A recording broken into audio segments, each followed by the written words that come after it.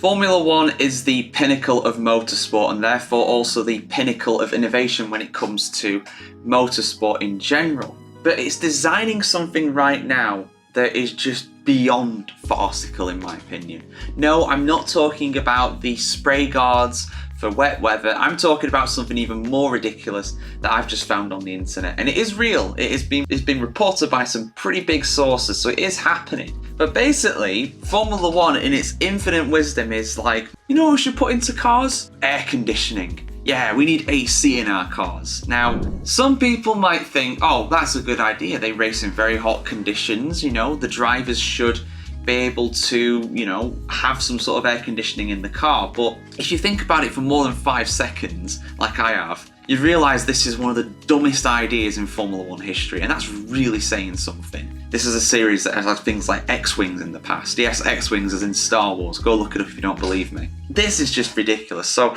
basically, I mean, I'm not gonna, you know, beat around the bush for this one. The long and the short of this is that Formula One is wanting to prevent a situation where we have the drivers overheating and being sick and fainting and potentially dying in a crash. Because last year in the Qatar Grand Prix, despite the race being held at night, the race was held in unbelievably sweltering conditions, and around the Sales circuit as well. It is a track that has extremely high G-forces, so the drivers were, in some cases, pushed beyond where they should normally be. There were drivers reporting that they blacked out, there were drivers reporting that they'd thrown up, there were drivers pulling off as soon as the race actually finished just to get some sort of rest, and that shouldn't be happening. And that's part of the reason why the Qatar Grand Prix is later in the year now than it was last year. But instead of doing the sensible thing and not racing in these countries where it's too hot, Formula One is instead trying to design something to get around that fact with air conditioning. Now, they've not revealed how exactly this is going to work, but from what I can gather,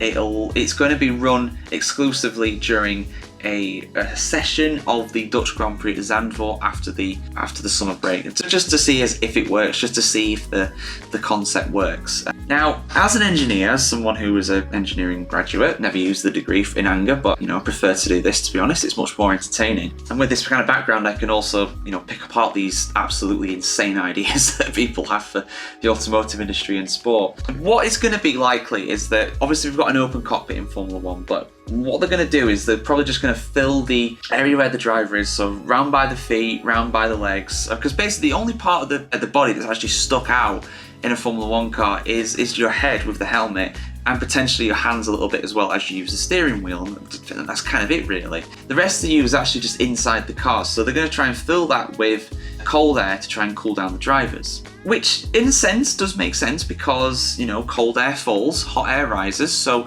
in theory this air should stay in the actual cockpit, stay within the car. However, in reality, I don't think this is going to work very well, because what you're going to have is you've got a car being thrown around at 200 miles an hour, and the air currents that are going to be, you know, kind of vortexing around. Not so much from the speed, but more from the left-right action.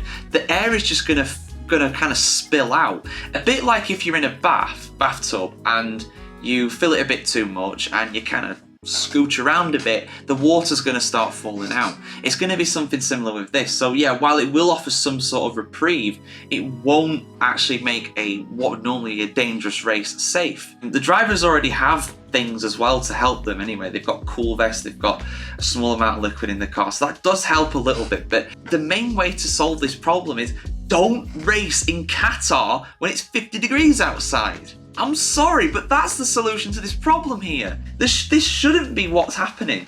And I think Sir Lewis Hamilton has hit the nail on the head as well, that in general, training should be enough.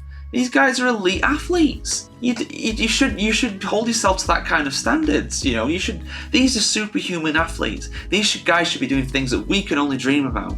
And I think having something like an air conditioning unit is going to add more weight to the car, it's going to put more stress on the car, it's going to leave less space for things, it's going to make the cars bigger. The very thing that they're trying to do for 26, make the cars smaller, make the cars lighter, putting an AC unit in the car is going to make it heavier. And if anything, it's going to make the pressure on the drivers even more in terms of their actual weight. Because right now there's a certain weight allowance for the drivers. But we're going to eventually end up with a situation where, you know, drivers are having to go down to be super skinny again, just to be lighter, like jockeys in a horse race. But the difference with those guys is they're all like 5'2".